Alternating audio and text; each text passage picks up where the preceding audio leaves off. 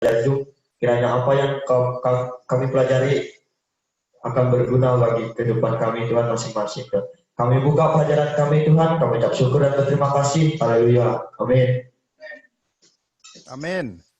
Ya, coba sekarang kita saling berkenalan dulu karena belum semua saya tahu.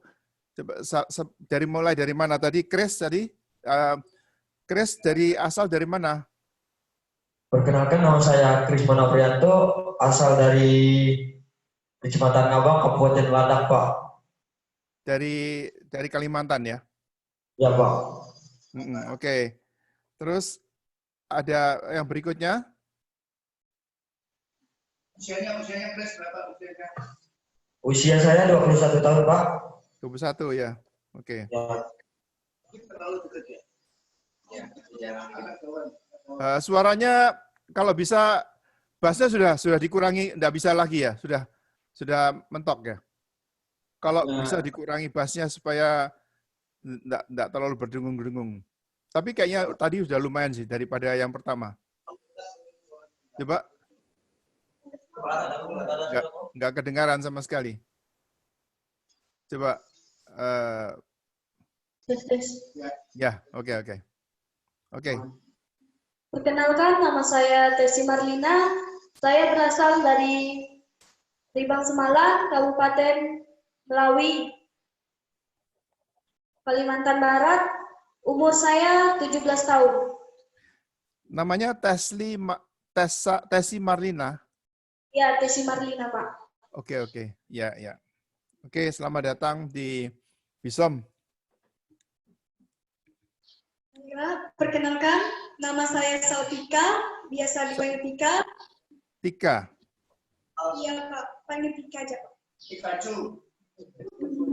Saya berasal dari Kabupaten Melawi, Kecamatan Kota Baru, dari Kalimantan Barat. Umur saya 18 tahun. Ya. Oke. Selamat datang. Oke, perkenalkan, nama saya Asterius Anton. Saya dari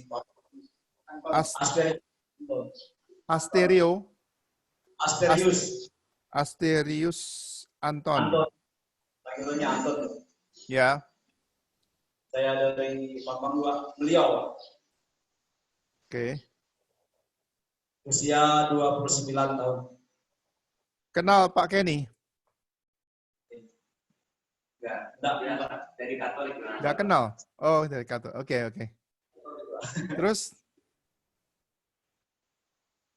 Baik, perkenalkan, nama saya Rani. Saya berasal dari RT 03 Bijay, Dusun Batu Laut, Kecamatan Riau, Kabupaten Sanggau. Umur saya 19 tahun. Terima kasih. Siapa namanya tadi? Enggak kedengaran? Adi, Pak. Adi. Rani. Ya. R-A-N-I gitu. Ya. Umur berapa tadi? Umur 19 tahun, Pak. 19 tahun. Oke. Selamat datang. Ya, Pak. Terus berikutnya. Perkenalkan, nama saya Andri.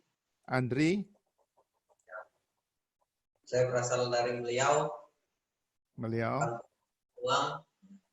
Umur saya 21. Oke. Ya. Oke.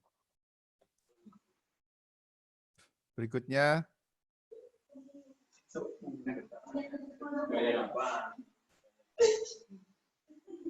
Perkenalkan, nama saya Yoga. Siapa namanya? Yoga.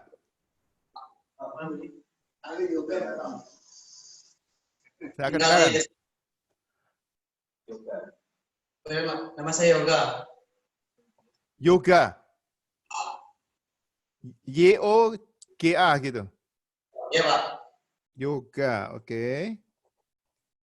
Dari mana asalnya? Dari Papang Dua, Pak. Kecamatan Riau. Oh, iya. Iya. Kabupaten Sanggau. Umur 17 tahun, Pak. 17 tahun, oke. Ya. Kalau berikutnya si udah kenal, Agape. Ya, oke. Udah.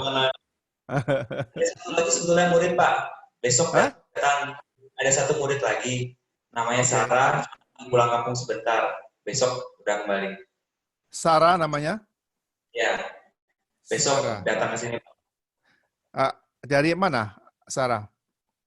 dari Kabupaten Bengkayang, Pak, Sanggauledo, Oh, oke. Kalimantan Barat. Semua dari Kalimantan ya kali ini ya? Nggak ada Iya, dari Pak. NTT? Nggak ada dari NTT ya? Nggak ada, Pak, Oke. semua Kalimantan. Oke. Coba saya mau apa? Ini apa? Saya mau tayangan saya sebentar ya. Saya siapkan dulu. Oke, sebentar.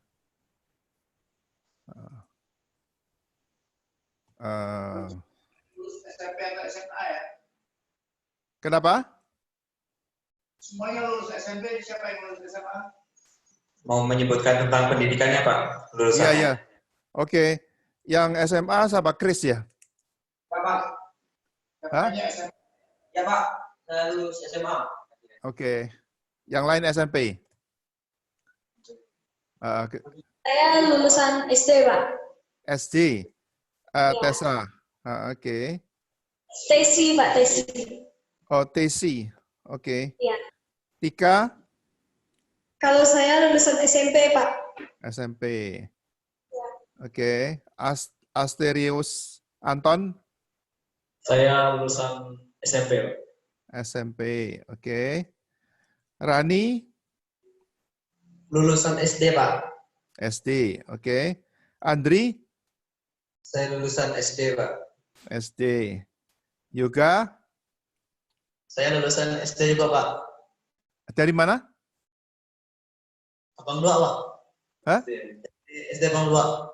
SD. Oke. Kalau Sarah dari mana? Sarah dari Bengkayang, Pak, lulusan SMP. SMP. Oke. Ya. Kalau AKP saya sudah kenal lama. Ya. Coba ya, saya mau coba share ini. Usia Sarah itu 17 tahun, Pak. Oh ya, oke. 17 tahun ya.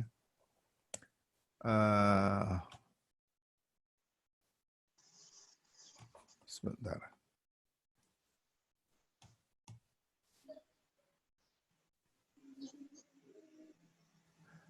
Kelihatan nggak? Kelihatan, Pak. Perkenankan si tukang kayu itu mengajar kita para nelayan caranya menangkap ikan. Ya, Kelihatan ya? Oke. kelihatan. Hari ini kita akan belajar mengenai satu hal ini. Jadi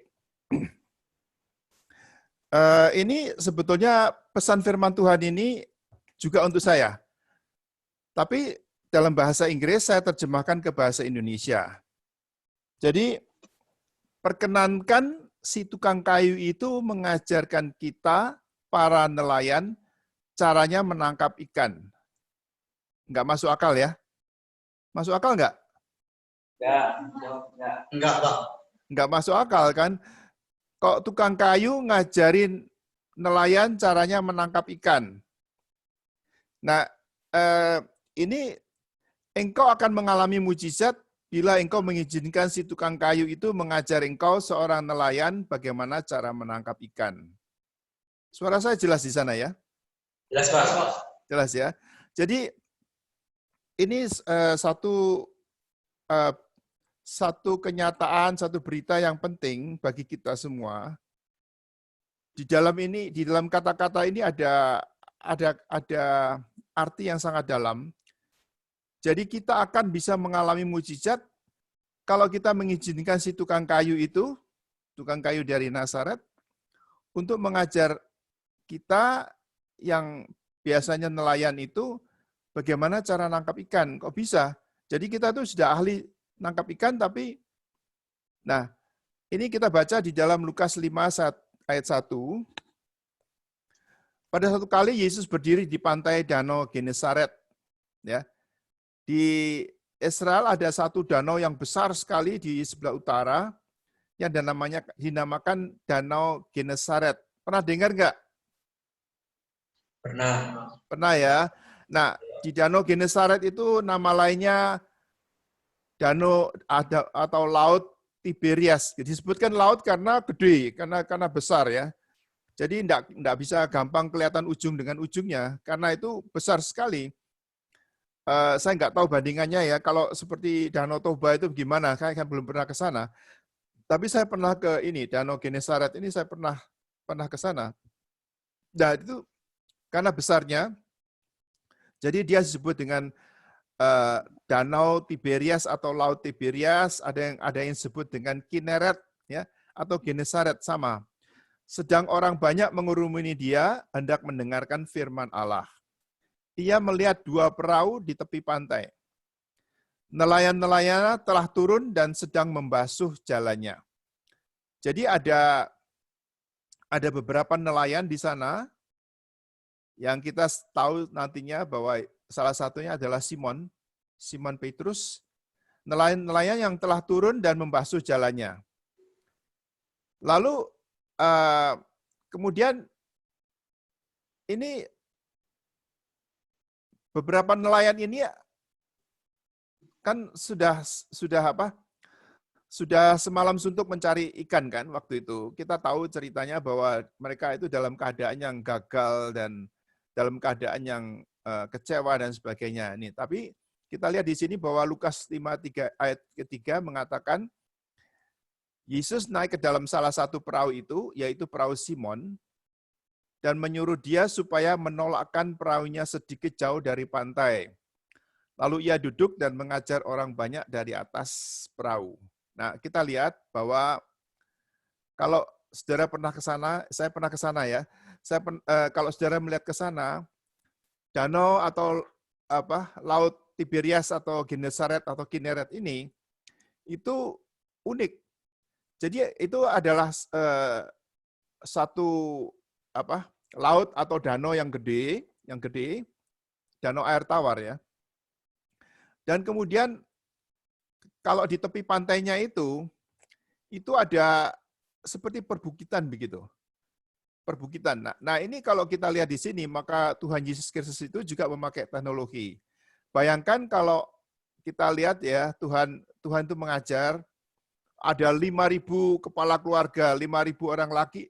Kalau satu laki itu punya 1 istri dengan 1 anak aja, maka itu sudah sekitar 5.000 keluarga, itu berarti 15.000 orang kan. Tapi kan ada yang anaknya 2, ada yang juga nggak punya anak begitu. Jadi kira-kira mungkin kurang lebih 15 ribuan gitu. Nah, bagaimana Tuhan itu mengajar 15.000 orang itu kalau semua orang mengerubuti dan mengerumuni dia. Karena itu Tuhan Yesus memakai teknologi ya. Teknologinya ya, dia naik ke dalam salah satu perahu, yaitu perahu Simon ini, yang kita lihat di sini ya, perahu dari Simon, dan menyuruh dia menolakkan perahunya sedikit jauh dari pantai. Jadi kalau perahu itu ditolakkan menjauh ke arah laut, ke arah danau, ke arah tengah-tengah danau begitu, nah Tuhan bisa berdiri di atas perahu itu, mengajar, dan dia bisa melihat 15.000 orang yang lagi duduk-duduk di bukit itu. Bisa bayangkan saudara-saudara? Iya, Pak. Bisa ya? Bisa. Jadi bisa bayangkan kira-kira Tuhan itu ada di tengah-tengah agak mungkin dari daratan itu, dari garis pantainya itu, garis tepinya danau itu mungkin kira-kira 100 meter atau berapa begitu, menghadap ke pantai, tapi pantainya itu kan agak berbukit-bukit, jadi orang-orang itu duduk-duduk di atas bukit itu seperti kayak teater gitu. Jadi mereka itu semua ada di sana, dan Tuhan itu bisa mengajar. Saya nggak tahu bagaimana caranya, suaranya itu nggak pakai speaker yang seperti saudara punya, atau seperti mikrofon yang saudara punya itu, tapi bisa kedengaran suaranya. Mungkin di bawah angin atau gimana, sehingga 15.000 orang itu masih bisa dengar suara Tuhan Yesus pada waktu itu, tidak ada amplifier kan? Iya. Betul ya? Nah, Ya. ia naik dalam salah satu perahu itu, yaitu perahu Simon, dan menyuruh dia supaya menolakkan perahunya sedikit jauh dari pantai. Lalu ia duduk dan mengajar orang banyak dari atas perahu. Jadi judul pembahasan pagi hari ini, perkenankan si tukang kayu itu mengajar kita para nelayan caranya menangkap ikan.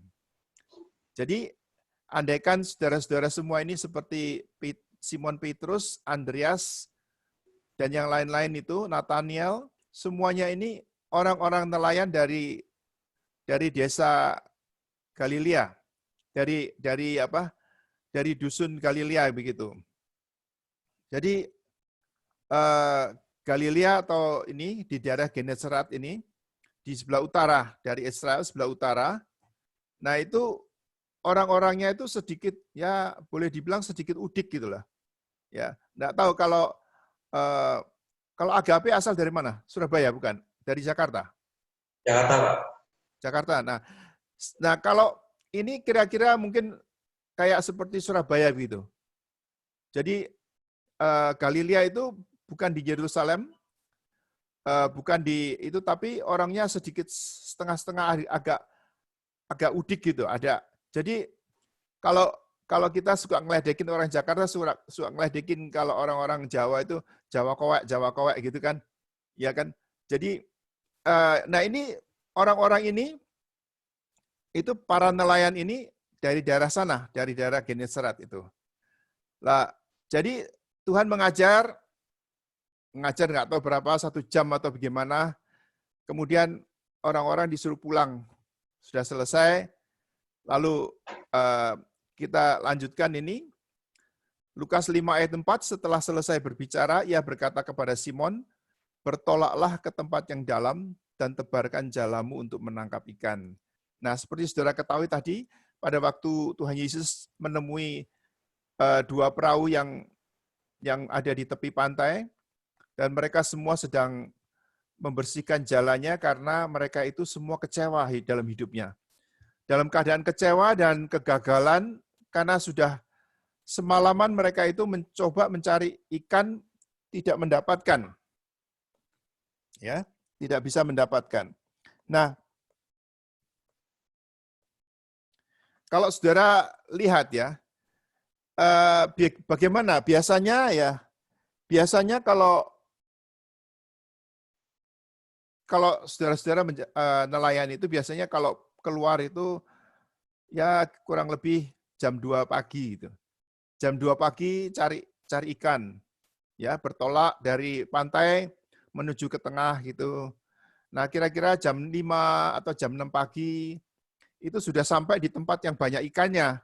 Dan kemudian kira-kira matahari mulai terbit gitu, ikan-ikan itu kelihatan ada cahaya begitu, mereka semua naik ke permukaan sehingga dijala, ditangkap itu banyak hasilnya. Begitu kan? Itu wisdomnya atau hikmatnya daripada nelayan itu begitu. Jadi mereka melakukan demikian di dalam pekerjaan mereka sehari-hari. Jadi kira-kira jadi sekarang kita lihat bahwa saudara bisa melihat environment keadaannya dan melihat bahwa kedua atau Simon Petrus ini dalam keadaan yang kecewa sekali. Dan dalam keadaan capek dan keadaan gagal. Pernahkah di dalam hidup saudara juga demikian? Ada rasa kegagalan, saudara berusaha belajar tapi kok nggak berhasil, saudara berusaha bikin itu tidak berhasil, saudara melakukan sesuatu itu tidak berhasil.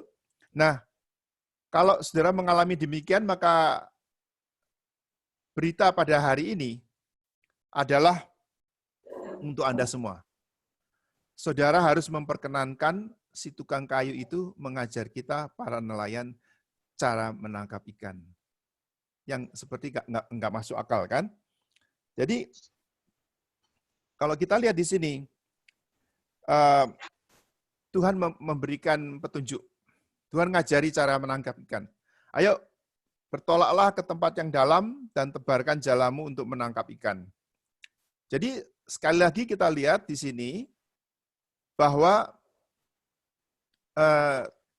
si tukang kayu ini mengajarkan nelayan-nelayan itu caranya nangkap ikan, tapi mereka sudah dalam keadaan desperate lah.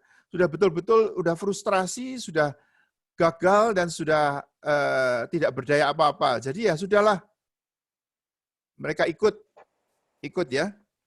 Jadi kalau kita lihat di sini, ini gambarnya mereka, salah satu saya ambil gambar aja kalau bagaimana mereka, ini kan mulai matahari terbit ya. Mulai matahari terbit di mana biasanya itu ikan-ikan itu pada muncul untuk bisa ditangkap dengan cepat gitu kan, dengan gampang. Tapi ternyata mereka kerja dari malam sampai siang itu tidak mendapatkan hasil apa-apa. Jadi kadang-kadang sekarang kita melihat dalam hidup kita ya. Seringkali di dalam hidup kita itu Tuhan itu memperkenankan engkau itu mengalami kegagalan. Mengalami seperti exhaust, seperti capek sama sekali, capek. Kegagalan dan kekecewaan. Nah, pada waktu saudara-saudara mengalami demikian, apakah Anda ini mencari Tuhan lebih dahulu atau nanti aja pakai kekuatan dulu, kita cari dengan ilmu kita. Kalau sudah mentok, betul-betul mentok, baru kita seperti Simon Petrus ini kan sudah mentok ya. Sudah gagal, sudah capek, sudah lalu dia bilang, Tuhan kami sudah semalaman mencoba mencari, ditebarkan jala sana, tebarkan sebelah kiri, sebelah kanan, sebelah belakang, waktu masih setengah-setengah gelap atau sudah mulai matahari terbit, tapi semua tidak berhasil. Nah, pada saat itu, biarlah perkenankan tukang kayu itu mengajar kita. Meskipun kita ini sudah sok tahu ya, meskipun kita ini sudah tahu caranya menangkap ikan, kita sudah tahu semua ilmu-ilmu. Jadi kita itu sudah seolah-olah sudah melakukan semua teori-teori yang kita punya untuk caranya berhasil dalam hidup ini. Ada yang mengalami gitu nggak dalam hidup ini? Ada nggak? Agape mengalami nggak? Ngalami. Nah, seringkali Tuhan itu pentokkan kita, Tuhan itu biarkan kita itu mengalami demikian supaya kita itu mencari Dia. Kita mencari-cari Tuhan itu dan tidak membiarkan Dia tidur di perahu. Tetapi betul-betul kita cari Dia. Karena itulah yang, makanya saudara-saudara semua ada di tempat ini, saudara dididik 3 tahun ya, setahun belajar, setahun kemudian saudara melayani, dan tahun ketiga nanti Pak Yonatan akan mendidik engkau kembali menjadi hamba-hamba Tuhan yang tangguh itu. Nah, seringkali di dalam hidupmu itu mungkin saudara mengalami seperti ini. Kegagalan, kekecewaan, dan segala macam itu seperti yang dialami oleh Simon. Pada saat itulah perkenankan si tukang kayu itu mengajar kita, para nelayan, caranya menangkap ikan. Seperti nggak masuk akal ya. Jadi Ya, Pak. itu, jadi dengan berat hati, maka kita akan ikut. Kita akan mengikuti. Nah, saya mau lompat sebentar ya. Ya nanti ajalah kalau gitu. Kita teruskan dulu ya. Jadi ini sekarang saya fast forward. Kalau bahasa Indonesia apa ya? Kalau seperti tape atau kaset atau video itu di fast forward. Dijalankan cepat 3 tahun itu apa istilahnya? Ada yang tahu nggak? Fast forward itu apa? Maju ke depan, Pak. Maju ke depan 3 tahun. Jadi setelah ini, peristiwa ini, di dalam Yohanes 21 ini, itu kira-kira 3 tahun setelah kejadian di dalam Lukas 5 tadi. Dan jadi kalau kita lihat tadi di dalam Lukas 5, setelah Tuhan itu menyuruh Simon Petrus menebarkan jalannya, kemudian menangkap ikan banyak sekali kan? Saudara tahu ceritanya semua ya? Tahu? Tahu ya? Itu dan kemudian mereka tahu bahwa Tuhan itu berkuasa, ternyata si tukang kayu itu yang kelihatannya tidak tahu apa-apa, ternyata dia rugi atau seperti untuk ukuran penangkap ikan, kalau tukang kayu itu ingusan kan, masih ingusan kan, masih nggak tahu apa-apa. Tetapi ternyata waktu disuruh Tuhan untuk menebarkan jalannya, dia menangkap begitu banyak. Nah, kita sekarang fast forward 3 tahun ya. Di sini kita lihat fast forward 3 tahun. Di dalam Yohanes 21 ini, itu seperti pengulangan. Kalau di dalam istilah internasional atau istilah umumnya itu disebut déjà vu. Pernah dengar nggak déjà vu? Nggak pernah. Déjà vu itu artinya seperti pengulangan begitu. Seperti kita kok kayaknya pernah ketemu ya. Saya tuh pernah ketemu sama si siapa ya tadi, misalkan si Andri. Saya pernah ketemu kamu kayaknya di mana begitulah. Itu seperti perasaan demikian, itu ada déjà vu gitu. Mungkin atau saya pernah ketemu sama Agape begitu ya. Nah, ini setelah di fast forward 3 tahun ini, waktu itu Yesus sudah disalib. Yesus sudah mati. Yesus sudah, nah ini Simon Petrus itu sekali lagi dalam keadaan yang tidak berdaya, kecewa ya. Kenapa kecewa? Kecewa ini gurunya ini yang diharapkan ini, Rabai muda ini nanti bisa melakukan melepaskan mereka dari tangan orang Romawi. Tapi ternyata dia disalib, dia sendiri tidak bisa menguasai dirinya sendiri, tidak bisa menyelamatkan diri sendiri. Gimana? Jadi Simon Petrus ini kan kecewa sekali sekarang. Dia melihat bahwa Tuhan itu ada di kayu salib, tidak bisa menyelamatkan diri sendiri. Dia bilangnya dia adalah raja orang Israel, tapi mati dan dikuburkan. Jadi dalam keadaan yang ini adalah pengulangan daripada kekecewaan daripada Simon Petrus dan yang lain-lain. Lalu Simon Petrus ya udah, aku dulu katanya mau dijadikan penangkap ikan, bukan penangkap ikan biasa, tapi penjala manusia kan, betul kan? Betul nggak? Iya, Pak. Ya, Betul. jadi waktu itu kan Tuhan berjanji kepada Petrus, sekarang engkau bukan lagi penjala ikan, tetapi engkau penjala manusia. Nah, sekarang ini yang Tuhan Yesus yang bilang begitu, Tuhan sendiri sudah mati sekarang. Dan sudah tidak ada harapan lagi. Sudah kecewa demi kekecewaan. Yohanes 21 ayat ketiga, maka Simon Petrus berbicara kepada teman-temannya, ya udah aku pergi menangkap ikan aja lagi. Jadi dia balik kepada profesinya sebagai penangkap ikan, bukan penangkap manusia. Karena dia kecewa. Nah, kalau kita lihat di sini, kenapa kok peristiwa déjà vu ini, peristiwa pengulangan ini seperti menjadi penting? Karena ini mengajarkan kepada kita sesuatu yang penting sekali, yaitu agar saudara-saudara memperkenankan si tukang kayu itu mengajar kita para nelayan caranya menangkap ikan. Yohanes 21 ayat ketiga mengatakan, Petrus kepada teman-temannya, aku pergi menangkap ikan. Lalu kata mereka kepadanya, ya kami ikutlah. Ya Pak Petrus, Pak Simon, ya kami ikut. Kami pergi juga dengan engkau. Lalu mereka berangkat, lalu naik ke perahu. Tetapi, ya ini firman Tuhan mengatakan sekali lagi, tetapi malam itu mereka tidak menangkap apa-apa. Ingat nggak saudara-saudara 3 tahun yang lalu, kejadian di Galilea itu sama. Dan ini kejadian di Galilea lagi, di Tasik Tiberias, di Danau Genesaret itu, di mana Tuhan waktu itu 3 tahun yang lalu mengajar kepada 5.000 orang, kepada 15.000 orang, kepada 5.000 kepala keluarga waktu itu. Dan di dalam 3 tahun itu, dalam 3,5 tahun kira-kira, mereka melihat sendiri roti itu dirubah sehingga bisa mengenyangkan 5 ketul roti dan 2 ekor ikan bisa mengenyangkan 15.000 orang, 5.000 kepala keluarga.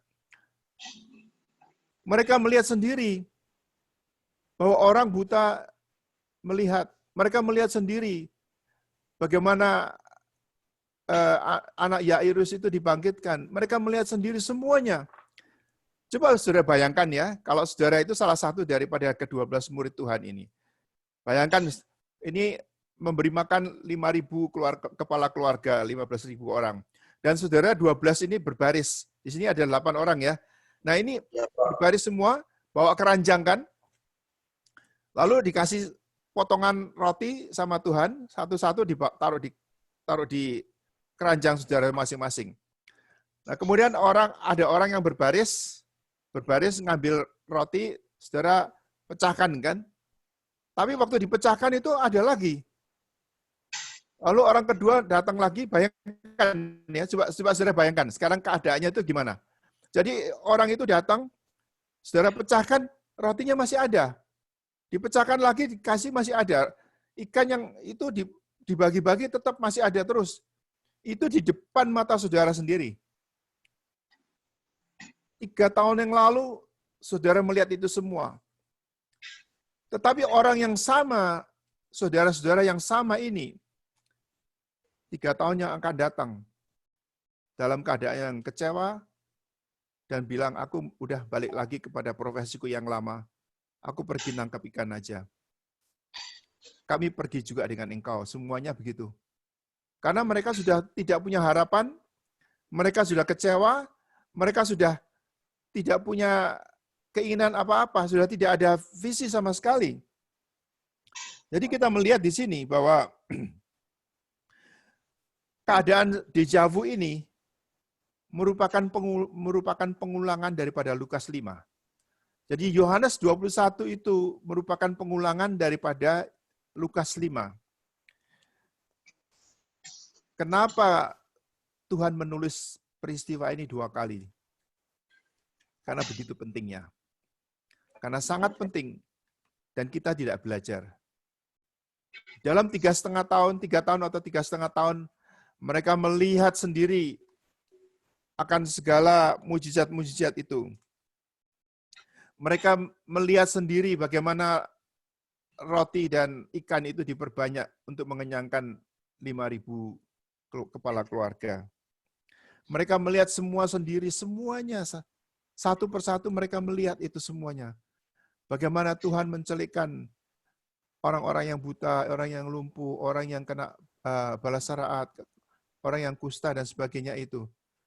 Tetapi orang yang sama saat ini, dalam yang keadaan kecewa, tidak punya visi sama sekali. Nah, saudara-saudara yang datang ke sini, saya mau katakan kepada saudara semua, visi saudara itu adalah visi yang agung. Percaya saudara? Visi saudara itu luar biasa. Karena kita dapat tugas untuk bukan menjadi penjala ikan lagi, tetapi menjala manusia. Engkau harus bertugas memuridkan orang-orang di Kalimantan ini. Dan bahkan sampai ke seluruh ujung bumi. Dan saudara-saudara itu jangan sampai merasa kecewa seperti Yohanes 21 ayat ketiga tadi. Waktu Simon yang sudah tidak punya visi lagi dalam hidupnya, mengatakan aku pergi nangkap ikan aja dah. Yang lain juga bilang, ya udah aku ikut juga. Jangan sampai sekarang ini biaya yang dikeluarkan untuk BESOM ini luar biasa besarnya untuk saudara-saudara semua, untuk kasih makan, untuk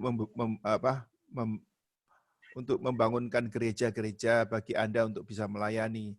Karena banyak desa-desa yang memerlukan pelayanan saudara. Jangan saudara lihat panggilan saudara begitu enteng. Tapi panggilan saudara ini adalah panggilan yang sangat mulia. Jangan hanya nanti 3 tahun dari saat ini saudara akan mengalami akan Yohanes 21 ayat 3 itu. Jangan sampai saudara itu, nah bagaimana kita tidak bisa mengalami itu? Bagaimana kita menghindarkan kita mengalami adalah memperkenankan si tukang kayu itu mengajar kita para nelayan caranya menangkap ikan. Amin. Amin. Amin ya. Jadi kalau Tuhan itu melayani orang-orang itu melayani, tapi sebetulnya mereka itu yang dicari apa sih? Kan Tuhan bilang, kamu ini mencari roti. Kamu ini mencari aku itu bukan mencari Tuhan yang mau disembah, guru yang mengajarkan kebenaran, mengajarkan jalan keselamatan. Engkau itu cuma mau cari makan. Engkau mau cari roti. Jangan sampai di dalam besom itu ada orang-orang yang demikian. Yang tidak mempunyai visi di dalam hidupnya, sekedar cari makannya. Ini sekarang dikasih makan secara gratis selama 3 tahun. Nanti kalau melayani dikasih motor. Nanti kalau kita mau melayani gitu, kita dibangunkan gereja. Teman-teman saudara yang dari generasi 1 sudah dapat PK. Kurang apa lagi? Nah, tapi jangan sampai kita mempunyai visi yang demikian. Jangan sampai kita mempunyai visi yang demikian. Karena visi saudara itu visi yang jauh lebih besar daripada itu. Bukan hanya sekedar menangkap ikan.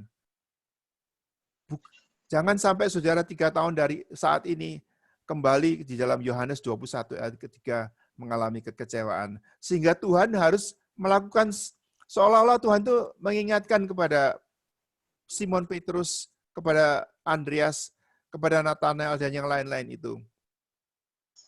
Malam itu mereka tidak menangkap apa-apa.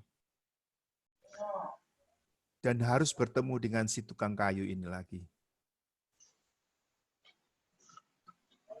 Apakah saudara-saudara itu masih memikirkan mengenai mencari ikan, mencari makanan sehari-hari?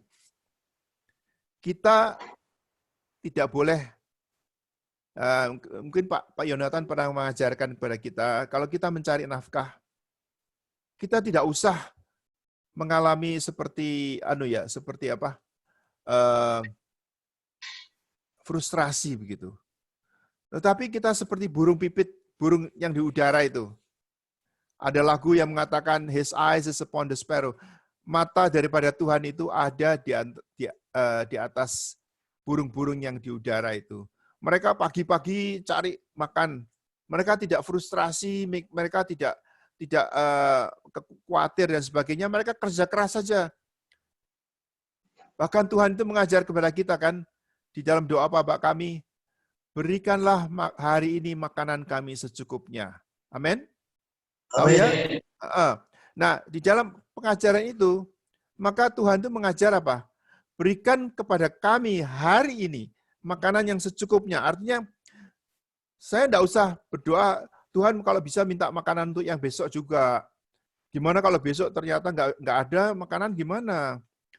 Lalu Tuhan kasih dong persediaan makan untuk minggu depan. Gimana kalau minggu depan Pak Yonatan nggak datang, lalu Pak Erik nggak datang, yang lain-lain, lalu gimana kalau nggak ada makanan lagi? Marilah kita minta makanan untuk minggu depan, untuk 2 minggu lagi. Nah, Tuhan mengajar kepada kita apa?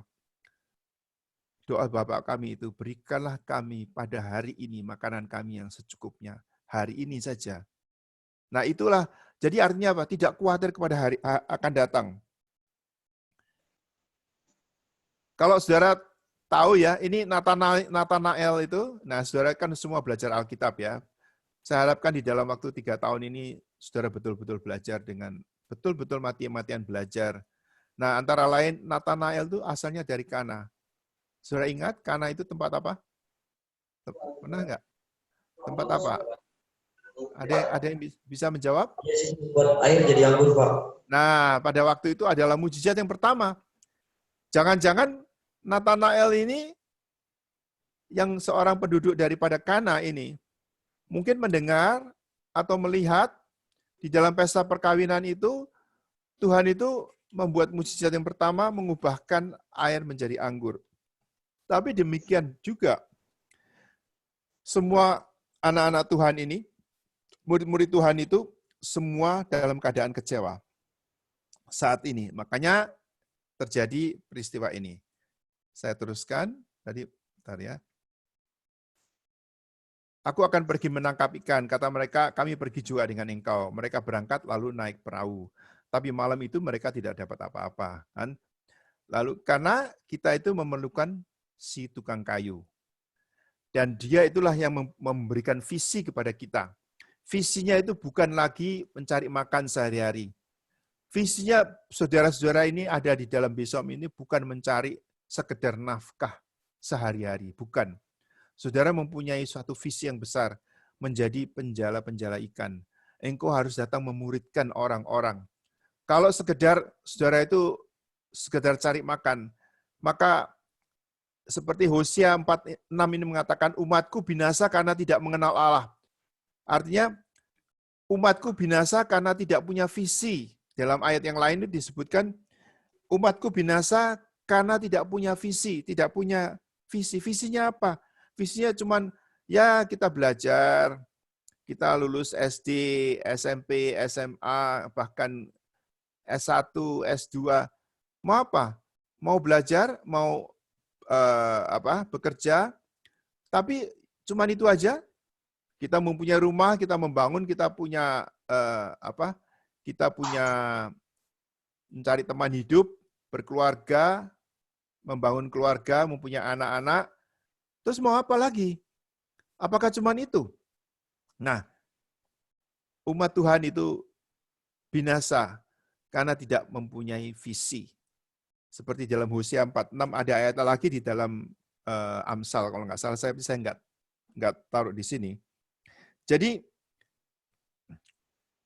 meskipun murid-murid Tuhan ini ya 3 tahun setengah dididik, 3 tahun atau 3 tahun setengah dididik itu, mereka itu masih lost, mereka masih seperti nggak ngerti calling-nya, tidak mengerti panggilannya. Saya harap saudara-saudara ini di dalam waktu belajar ini, cari sebanyak-banyaknya dari Pak Yonatan dan guru-guru yang lain, mencari apa panggilan saya ini. Betul-betul panggilan saya. Angga ada di sini.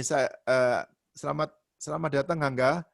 Saudara kelihatan Angga tapi nggak kelihatan nggak kelihatan videonya, mungkin karena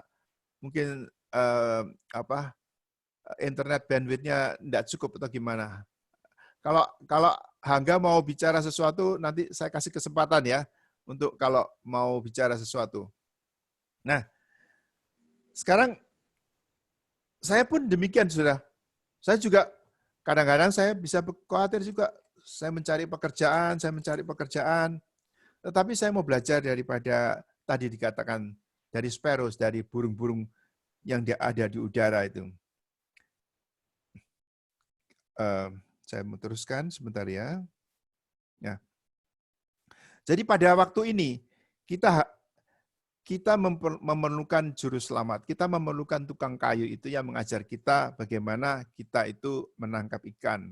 Meskipun kita sudah jago, meskipun kita sudah jagoan, tetapi kita itu harus belajar untuk mencari akan anchor atau jangkar dalam hidup ini, supaya kita mengetahui kita memerlukan si tukang kayu itu dalam hidup kita. Sehingga kita diberi petunjuk bagaimana kita melakukan destiny kita. Ya, mungkin Angga kehabisan pulsa mungkin ya. Nah, di dalam Amsal 28:18 dikatakan, di mana tidak ada visi, maka segala orang-orang itu dalam binasa. Saya akan lanjutkan di sini. Nah, saya akan mulai berbalik ya di sini. Saya akan lanjutkan. Nah, karena itu kita itu berdoa. Kita diajar berdoa di dalam 2 Tawarikh 7:14.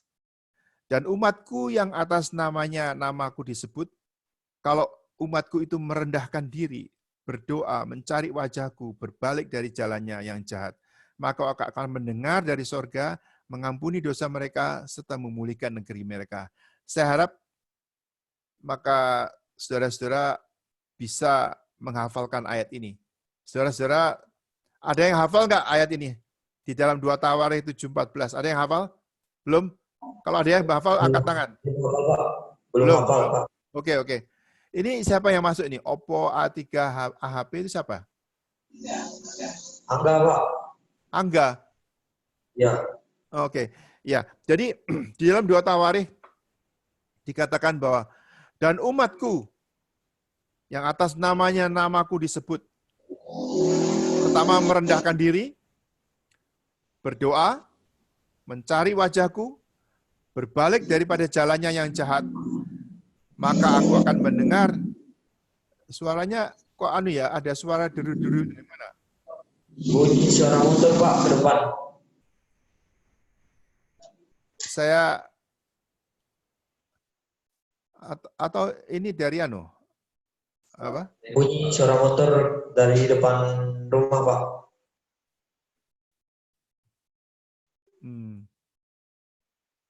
Atau harus di mute atau gimana ya? Oke, enggak apa dah. Kita teruskan aja. Terus ya Pak. Sebentar ya. Oke. Jadi, nah, pada hari ini kebetulan di Amerika itu Presiden Trump memproklamirkan hari ini tanggal 5, kalau hari ini masih tanggal 15 Maret ya, di sana sudah 16. Jadi disebutkan hari Hari Doa Nasional, National Day of Prayer. Jadi hari National Day of Prayer, di mana, nah ini seperti yang kita rasakan saat ini.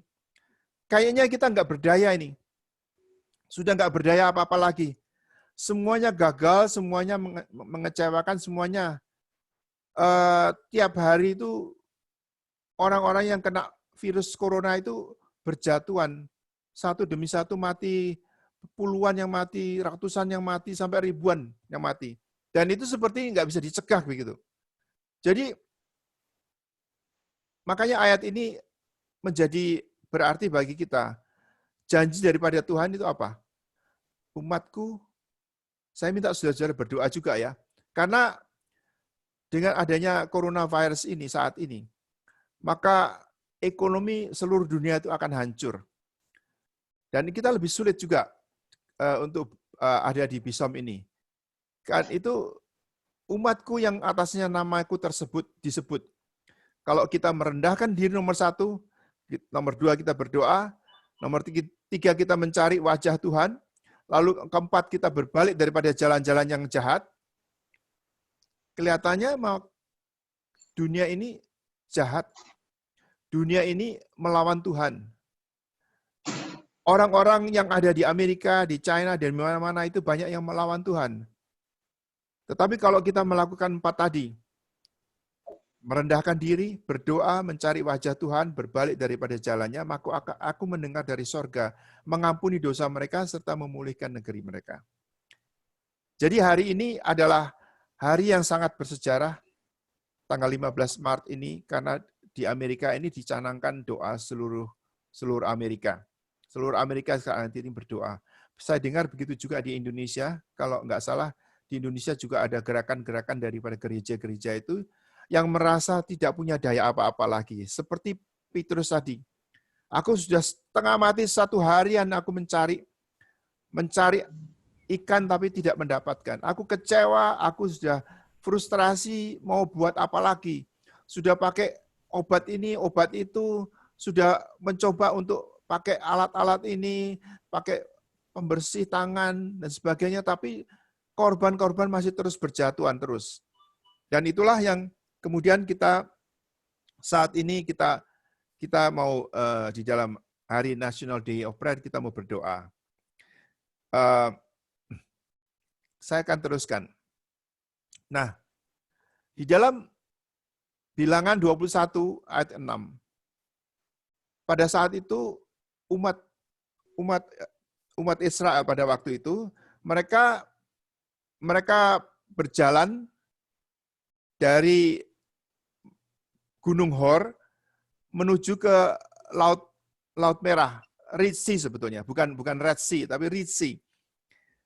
Dan mereka harus memasuki daerah yang namakan daerahnya ini Edom. Ya, tapi orang-orang Edom tidak memperkenankan mereka lewat, jadi mereka harus putar gitu. Dan mereka itu ngomel. Mereka ngomel kepada Tuhan dan kepada Musa, dan mereka itu bersungut-sungut mengatakan, kenapa engkau membawa kami ke tempat ini supaya kami mati aja di sini? Tidak ada roti, tidak ada air, dan kami ini dia berkatakan we detest this miserable food. Jadi mana itu dianggap sebagai sesuatu yang miserable. Mana itu disebut sebagai makanan yang sangat miserable, yang aduh, mereka benci sekali kepada mana. Nah, kalau saudara tahu bahwa mereka itu harus hidup dari mana kan? Begitu kan? Tapi mereka itu ngomel. Lalu mereka marah sekali. Dan kemudian Tuhan mengirimkan apa? Tuhan mengirimkan ular yang beracun. Venomous snakes dikirim kepada Tuhan dan memagut akan orang-orang, dan banyak orang-orang kemudian berjatuhan mati. Itu seperti yang kita alami sekarang ini. Di seluruh dunia itu saat ini demikian. Terjadi bala sampar atau penyakit. Dan karena apa? Karena kita berdosa kepada Tuhan. Dan kemudian mereka, orang-orang Israel, bilang kepada Musa, Musa, tolong doakan kami supaya kami ini selamat datang Hangga, ya, itu supaya kami bisa melihat kemuliaan Tuhan lagi, kami bisa disembuhkan daripada pagutan daripada ular itu. Lalu Tuhan mengatakan, ya, jadi Bilangan 21:6 mengatakan Tuhan menyuruh ular-ular tedung, sebetulnya ular-ular beracun, ular-ular yang sangat poison ke antara bangsa itu yang memagut mereka sehingga banyak dari orang Israel yang mati. Lalu Tuhan berkata setelah Musa berdoa, buatlah ular tedung, taruhlah pada sebuah tiang, setiap orang yang terpagut jika melihatnya akan tetap hidup. Nah, kalau saudara membaca ini pernah saudara dengar nggak ceritanya? Pernah dengar? Aneh ya, kita disuruh memandang ular, itu nanti orang-orang yang kena pagut ular itu memandang itu dan akan hidup. Kan aneh itu. Itu kan sama seperti tadi tukang kayu itu mengajar kita para nelayan caranya nangkap ikan. Kan aneh juga. Itu sesuatu yang hal-hal yang demikian. Musa apa? Musa dengar-dengaran kan? Musa kan taat dan taat kepada Tuhan. Dan kemudian itu akan bisa hidup. Saya kasih gambaran ini ya. Ini coba saudara bayangkan. Saya pernah ke Israel 2 kali dan di depan hotel saya itu ada simbol ini. Simbol Israel itu adalah ini apa? Tiang di mana ada ular tembaga di situ. Saudara bisa lihat ya? Bisa lihat di sini? Bisa ya? Nah, Musa disuruh membuat itu. Dan orang-orang yang sakit ini, yang kena pagutan ular ini, kena penyakit ini, kalau memandang itu, terus bisa sembuh. Loh kok aneh itu? Nggak masuk akal kan? Ya, Pak. Nah, itu seperti keadaan saat ini. Mereka sudah habis daya. Mereka korban-korban berjatuhan, ribuan orang mati. Saat ini lebih dari hampir 4.000 berapa, lebih hampir sampai 5.000 mati. Dan itu sulit untuk mencegahnya. Tapi ini kuncinya cuma segini. Musa mengatakan, ini Tuhan menyuruh bikin ular tembaga dan pandang itu. Dan kamu akan hidup. Nah, kalau saudara-saudara lihat di situ, itu kan aneh ya. Tapi saudara, kalau saudara selidiki, ada kebenaran di situ. Saudara tahu bahwa ular itu simbol daripada kutukan ya. Betul nggak? Betul, Pak. Waktu di Adam dan Hawa ada ular dan kemudian ular itu dikutuk sehingga dia itu akan berjalan dengan badannya seluruhnya dan kemudian jadi ular itu merupakan simbol daripada kutuk. Dan kemudian kalau kita mendengar juga bahwa kenapa kok kita itu memandang kepada orang yang terkutuk itu kita bisa sembuh. Aneh kan? Nah, sebab saudara-saudara ini semua nanti jadi hamba-hamba Tuhan. Saya mau tanya, gimana hubungannya apa? Kenapa kok sampai orang yang memandang kepada orang yang terkutuk itu akan sembuh? Nah, saudara tahu ada ayat yang lain mengatakan orang-orang yang digantung di atas kayu, di atas pohon, itu adalah orang-orang yang terkutuk. Ada ayatnya, saya nggak bacakan, tapi nah saudara tahu, bukankah siapa orang yang dikutuk yang di atas, yang disalibkan di atas kayu itu? Siapa? Tuhan Yesus, Pak. Nah, jawabnya benar. Tuhan Yesus itulah yang orang terkutuk itu.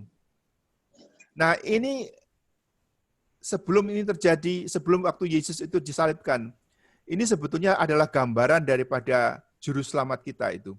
Jadi kalau kita memandang kepada orang yang terkutuk itu, maka kita akan sembuh.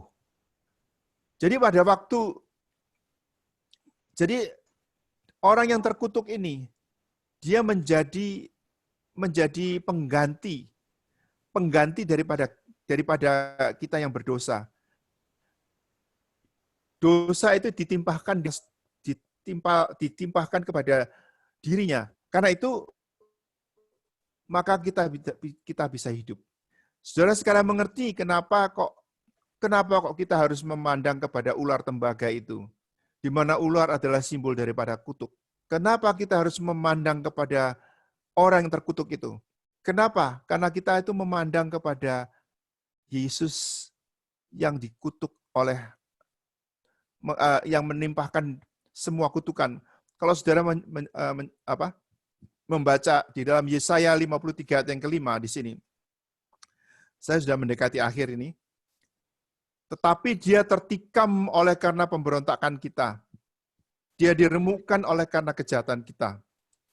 Ganjaran atau kutuk yang mendatangkan keselamatan bagi kita ditimpakan kepadanya.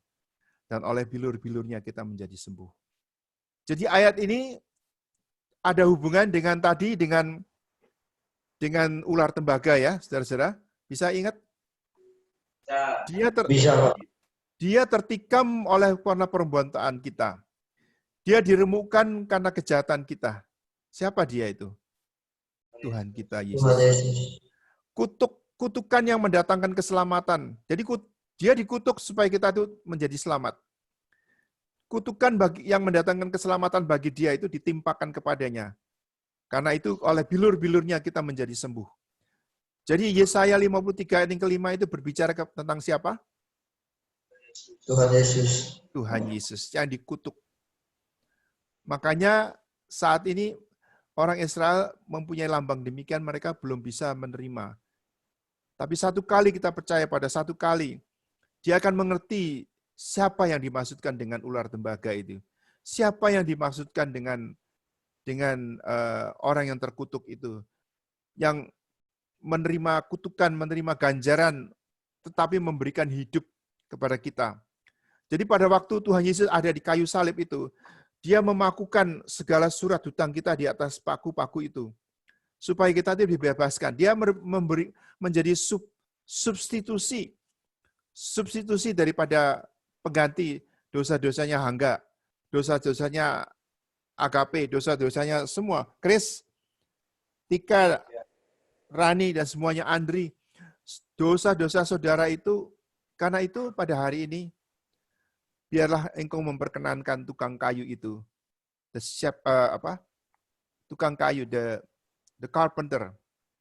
Tukang kayu dari Nazaret itu mengajar kita, para nelayan ini, caranya untuk kita bisa menangkap ikan.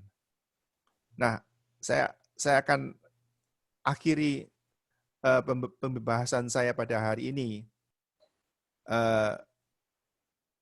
Saya stop ini sharing kita. Kita bisa lihat sini semua ya, saudara-saudara. Saudara mengerti apa yang kita bahas hari ini? Mengerti, Pak. Ya. Jadi seringkali kita memakai cara kita sendiri, termasuk saya sendiri. Jadi, tetapi kita harus mengizinkan tukang kayu itu mengajar kita, para nelayan ini, bagaimana kita mencari ikan. Kalau kita bisa itu, kalau enggak kita mau, kalau saudara mengalami sesuatu, kan saudara nggak bisa percaya, ini rugi. Ini dia tahu apa? Tukang kayu tahu apa mengenai ikan? Kan nggak tahu apa-apa. Aku mau mencari pakai ilmuku, aku mau mencari pakai segala kekuatanku, aku mau berusaha untuk itu. Tetapi kita akan gagal. Sehingga pada satu saat kita menyerah kepada Tuhan dan kita bilang, ya Tuhan, kiranya Engkau memakai hidupku. Dan Tuhan akan mengatakan, tebarkan jalamu di sana, dan Engkau akan menangkap ikan. Kita nggak usah capek-capek, kita nggak usah terlalu berat-berat kerjanya. Tetapi bukankah itu diulang merupakan deja vu, karena kita itu nggak belajar. Kita tidak belajar, kita berusaha mau kerja sendiri, kita mau berusaha sendiri. Tetapi pada hari ini kita belajar. Dan segala yang ditanggung oleh Tuhan itu menjadi ular tembaga karena menebus akan dosa-dosa kita semua. Marilah pada hari ini kita serahkan semua dalam tangan Tuhan. Ada yang mau bertanya? Ada yang mau bertanya? Ini ada Angga di sini. Angga mau bicara? Anda mau kasih kesaksian atau apa? Gimana? Angga mau bagaimana pelayanan di mana? Angga di Ensunak atau di mana? Di Ensunak, masih di Ensunak. Gimana Angga? Ini semua kenal ya? Ini adik-adik dari generasi kedua kenal sama Angga? Kenal nggak? Kenal, Pak. Hah? Kenal. Kenal ya? Kenal. Nggak asing lagi mukanya. Nggak? Sok nggak orangnya? Ya. Nggak. Oke, Angga mau ngomong apa sesuatu dari ini sekarang ada di mana nih Angga? Saya di kamar. Ya, maksudnya di kota mana? Di Meliau, masih di Meliau. Di Meliau, oke. Ya. Itu Ensunak akan terus diperbaiki supaya bisa dipakai supaya Angga bisa nginep di sana, ya. Pak. Oke. Ya. Oke, Gimana? saya bersaksi sedikit ya, tapi sedikit ya sih. Ya, semenjak saya berhubungan dengan Allah ya kan, di Singkawang pertama kali di mana kami berada dan saya bangun hubungan.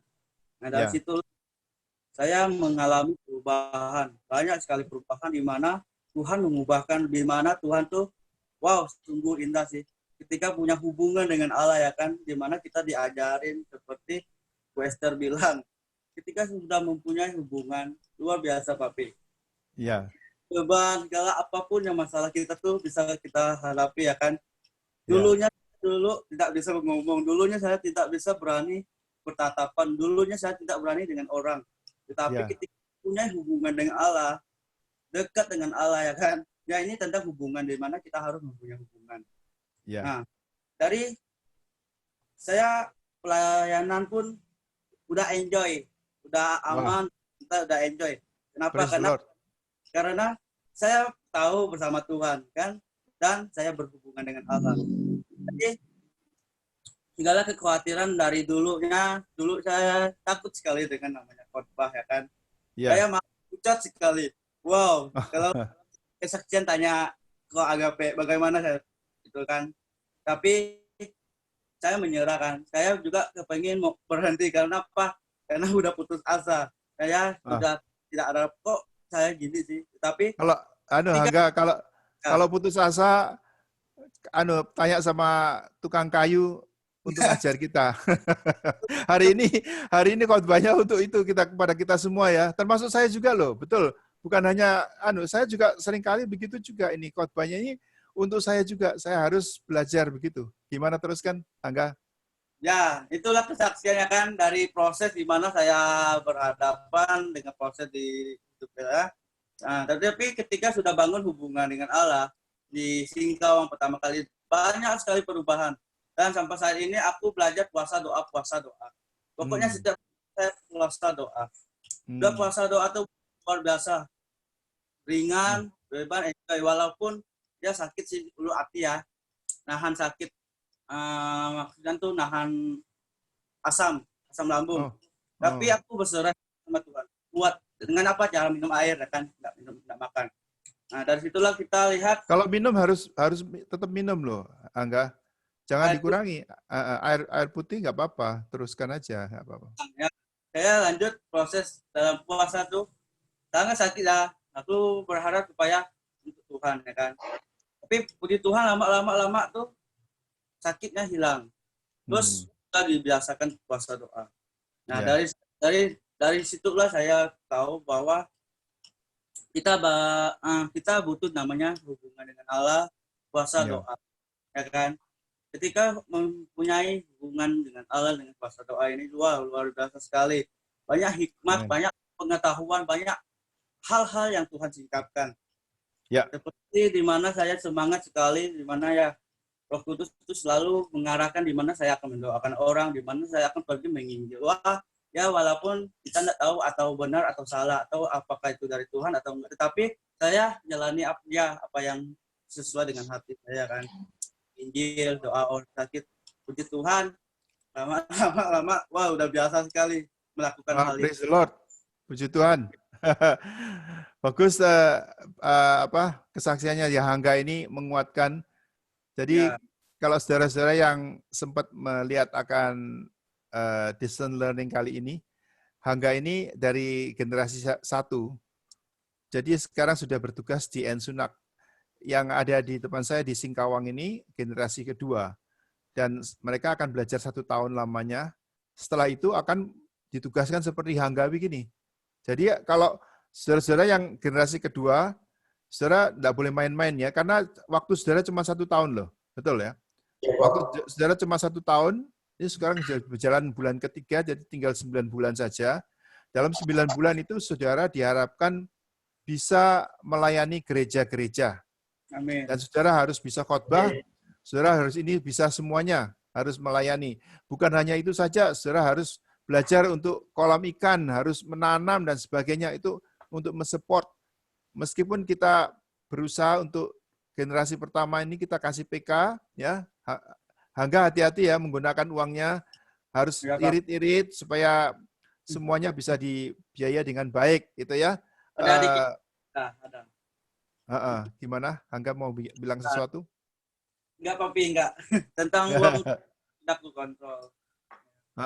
Ya, jadi dikontrol dengan baik pemakaiannya supaya itu bisa untuk menunjang akan pengetahuan dan pengalaman dan pekerjaan Tuhan yang dipercayakan kepada saudara-saudara semuanya. Amin. Ada 1-2 pertanyaan dari Singkawang. Terima kasih Hangga atas kesaksiannya. Ya, thank you. sangat bisa menguatkan akan adik-adikmu di sini.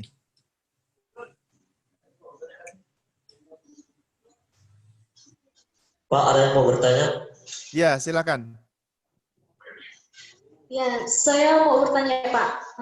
Misalnya ada orang kan, kayak saya kan sekarang udah sekolah di pelayanan Tuhan, jadi dia itu selalu orang itu selalu menjelek-jelekan di masa lalu gitu Pak, mengingat-ingatkan terus menghina-hina, terus kita tuh harus berbuat apa Pak supaya orang itu mengenal Tuhan gitu. Maksudnya menjelek-jelekan Tesi Marlina ya? Ya Pak, seolah-olah dia tuh kayak paling sempurna gitu Pak. Padahal kan manusia itu semuanya pasti ada kesalahan. Ya, gini. Kalau saya pikir ya, kita harus tetap rendah hati dan kita lakukan bagian kita. Nanti Tuhan melakukan bagiannya. Jadi Tuhan mengajar kepada kita, ampunilah segala orang yang bersalah kepada kita. Jadi artinya kalau ada orang yang bersalah kepada Tesi Marlina, ya kita harus ampuni. Harus ampuni meskipun itu kadang-kadang itu kesel kan, itu bisa kadang-kadang bisa sakit sekali, tapi ya kalau kita tidak bisa mengampuni, maka Tuhan tidak bisa mengampuni Tessa juga, ya. Jadi kita harus belajar itu semua dan semua kita diproses oleh Tuhan dan itu seringkali kadang-kadang bisa sakit. Tapi melalui proses itu kita tuh merendahkan diri dan saudara semua ini akan siap menjadi hamba Tuhan nantinya. Nanti kalau jadi hamba Tuhan kan juga itu selalu kadang-kadang bisa salah terus ya. Saudara kalau jadi hamba Tuhan, saudara ketawa terus itu katanya saudara genit gitu. Nanti kalau saudara nggak senyum, marah-marah kayak seperti itu dikira waduh kok judes banget ini si ibu ini. Jadi memang kita bisa serba salah di situ, tapi ya kita harus belajar untuk bisa melayani Tuhan dengan baik. Dan saudara mempunyai visi yang besar sekali. Waktu kita tidak banyak loh, betul ya. Saya bisa melihat sini, dari tahun-tahun ini kita tidak banyak waktunya. Jadi dalam waktu yang singkat ini kita harus memuridkan orang-orang di Kalimantan ini. Jadikan semua bangsa muridku. Ya, terima kasih. Kalau nggak ada pertanyaan lagi, saya mau ada pertanyaan. Kalau nggak ada pertanyaan, saya mau minta Pak Yonatan untuk menutup dalam doa. Masih satu lagi, Pak. Ada satu lagi. Silakan.